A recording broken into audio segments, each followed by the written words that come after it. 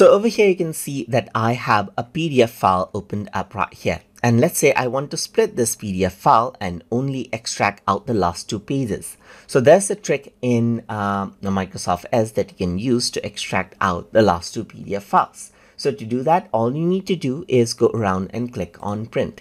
And then over here, you can go around and select out the last two pages. Let's say, for example, I'm going to go around over here and say 3 to 4 right here. And once you do that, you can see the last two pages over here, just like this. Let me just go around over here onto, let's say, for example, it'll be PDF right here, or you can go around onto save as PDF file right here.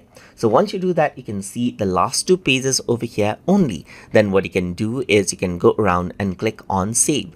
And over here on my desktop, I'm going to go around and say like extracted pages right here, just like this, and click on save right here.